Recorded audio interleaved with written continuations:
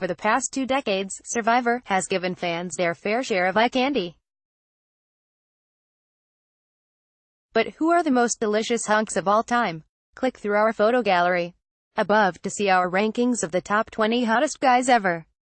Do you agree with our picks? Below, we provide a quick tease of Wong Cagayan, Cambodia. He may have made the ultimate bad decision in the Cagayan finale by bringing Tony Vlachis to the final tribal council with him. He lost 8-1 because of it, but can you really deny that hair and the super chill, not care in the world vibe? The answer is no, you can't. 19. Dan Rendering.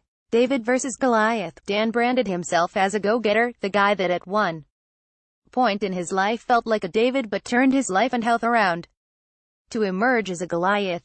His values and sense of self-worth are endlessly appealing, but also he's simply that bring home to mama boyfriend material type.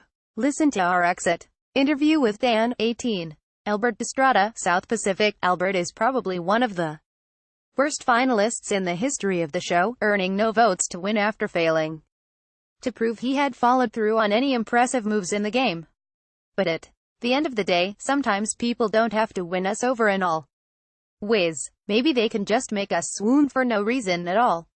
17. Joaquin. Super BL. Worlds apart, Joaquin was not very good at playing Survivor, like at all.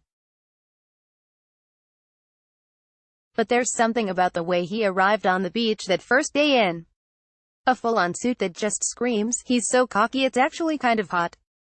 16. John Cody. Blood vs. Water. On paper it was pretty unattractive when John defeated his own wife in a Redemption Island challenge, because how great would it have been for him to concede to her like a knight in shining armor? But after going on a huge streak to make it to the final duel, we can forgive him that trespass. When all was said and done, he actually remained loyal and dedicated to their cause as a couple. 15. Stephen Fishbach. Tocantins, Cambodia. Nerds are hot.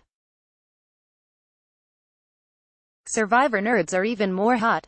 And no one is more of a Survivor nerd than Stephen, who honestly also proves island hot is a real thing on Survivor, because with the scruff and the caked in dirt on his thinning face by the end of the season. Yes, please. 14. Malcolm Freeberg. Philippines, Caramoan. Game changers. I don't think since Colby Donaldson has any guy been so broadly well received than Malcolm.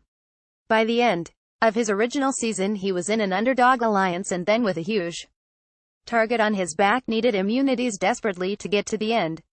He fell just short then, and both times playing after, but by this point that's all because he's so damn likable. 13. Ken McNichol. Millennials vs. Gen X. On the outs of his Gen X tribe from the jump, Ken was a bit of an underdog throughout his season due to a pretty bad set of social skills. But what he lacked there he made up for in usefulness, temperament and physicality, all of which are attractive qualities in and out of the game. 12. Ibrahim Rahman. Palau. In Palau, Ibrahim's ally Bobby John Drinkard got a lot of the he's cute attention, but Ibrahim was keeping it low-key as the broad-chested physical powerhouse that the tragically unlucky Yulong tribe needed to have any hope whatsoever against the dominating Koror tribe. 11. Joe Anglim. Worlds apart, Cambodia. Just when you thought Ethan Zohn had the best male hair, Joe Anglim comes along and gives his own a toss.